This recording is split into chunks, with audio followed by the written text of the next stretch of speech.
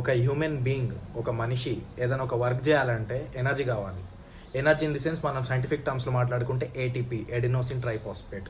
లాగకుండా continue చేస్తాం మన భాషలో. ఏదైనా వర్క్ చేయాలంటే ఎనర్జీ కావాలి, రైట్? ఎనర్జీ మనం తింటే వస్తుంది. ఏ టైప్ ఆఫ్ ఫుడ్ తింటే వస్తుంది? కార్బోహైడ్రేట్స్.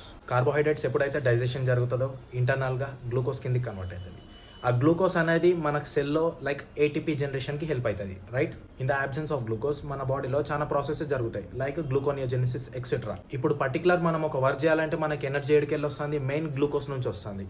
అబ్సెన్స్ ఆఫ్ గ్లూకోజ్ మనకు ప్రోటీన్ గ్లూకోజ్ కిందకి కన్వర్ట్ చేసుకొని వాడుకుంటుంది, ఆర్ ఫ్యాటీ యాసిడ్స్ని గ్లూకోజ్ కిందకి కన్వర్ట్ చేసుకొని వాడుకుంటుంది మన body to do any work. But మెయిన్గా ప్రయారిటీ, మెయిన్ సోర్స్ ఎక్కడి నుంచి వస్తుంది?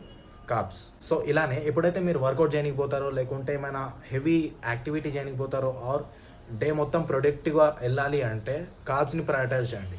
Carbohydrates in the sense not simple carbohydrates, they are complex carbohydrates, right?